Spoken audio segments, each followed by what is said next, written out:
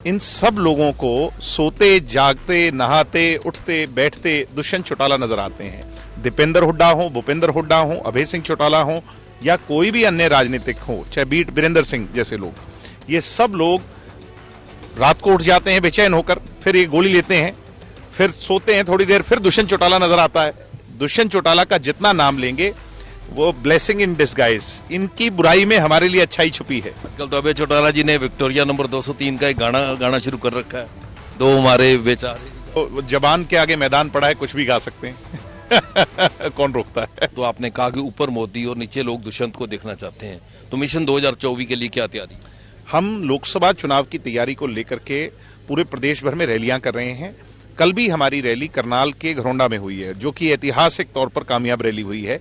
और हमारी रैली, जितनी भी रैलियां हुई, सिरों की गिनती के हिसाब से किसी भी राजनीतिक दल से ज्यादा भीड़ हमारी रैलियों में आई। ये दर्शाता है कि हरियाणा की जनता दुष्यंत चौटाला को देखती है, वो पॉलिटिकल किसी भी मंच पर और किसी भी प्लेटफॉर्म पर। लेकिन दीपेंद्र हुड्डा पिछले दिनों सिरसा आए, अपने 28 मिनट के भाषण में 26 मिनट उन्होंने डिप्टी सीएम को और जज्बा को अपने उस पर रखा। इन सब लोगों को सोते जागते नहाते उठते बैठते दुष्यंत चौटाला नजर आते हैं।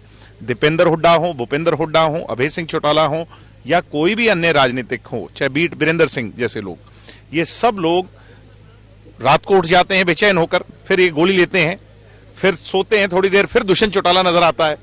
तो ये दुष्यंत चौटाला का जितना नाम लेंगे वो ब्लेसिंग इन डिस्गाइज। इनकी बुराई में हमारे लिए अच्छाई छुपी है, और उस जो है ना, इनकी बुराई से हमें अच्छाई प्राप्त होगी। निश्चित तौर पर ये जितना क्रिटिसाइज करेंगे हरियाणा की जनता दुष्यंत चौटाला को, उतना ज्यादा चाहेगी। तो आजकल तो अभय चौटाला जी ने विक्टोरिया नंबर 203 का एक गाना शुरू कर रखा है, दो हमारे बेचारे। आपने सुना होगा। पता नहीं, वो जबान के आगे मैदान पड़ा है, कुछ भी गा सकते हैं। कौन रोकता है। दीपेंद्र हुड्डा कह रहे हैं कि इनका ये समझौता जो है वो अघोषित रूप से टूट चुका है, अब इनके जिम्मे एक समझौता और लगा है कि कांग्रेस के वोट किस तरह तोड़े। कौन कह रहे हैं? दीपेंद्र हुड्डा।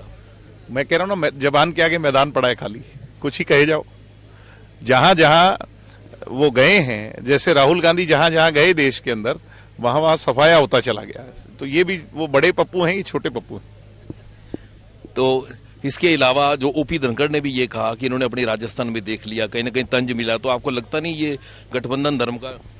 यार, मुझे ये समझ नहीं आता कि किसने क्या कहा क्या नहीं। हम तो राजस्थान में वहां गए थे जहां हमारा एक भी वर्कर नहीं था, जहां हमारे को कोई चाय पिलाने वाला नहीं था। हम वो प्रयोग करने गए थे, और उस प्रयोग में इन सब लोगों को वो चीज नजर नहीं आ रही जो हम कमा के आए हैं। आज एक बहुत बड़ी वर्करों की फौज जो है वो जननायक जनता पार्टी ने तैयार कर ली है, जो हरियाणा में भी हमारे लिए काम करेगी, राजस्थान में भी हमारे लिए काम करेगी। इन सब लोगों को चुनाव का रिजल्ट नजर आता है, मगर समझदार जो है उसको कुछ और नजर आता है, जो दुष्यंत चौटाला ने कमाया है। आपको क्या लगता है, लोकसभा और विधानसभा के चुनाव इकट्ठे हो सकते हैं? ऐसा है, किसी भी राजनीतिक दल को हर तरह की परिस्थिति के लिए तैयार रहना चाहिए। अब वो इकट्ठे हों या ना हो, ये तो इलेक्शन कमीशन और माननीय मुख्यमंत्री हरियाणा जो है उनका डिस्क्रिशन है। वो अगर सरकार को आज भंग जो है ना, सरकार का वो करके और इलेक्शन करवा लें, तो वो तो इलेक्शन कमीशन को करवाना ही पड़ेगा। सर, दोनों चुनावों के लिए तैयार हैं। हम तो सबसे ज्यादा तैयार हैं। किसी भी पॉलिटिकल पार्टी की इतनी रैलियां नहीं हुई जितनी हमारी रैलियां हुई है, और कामयाब रैलियां हुई।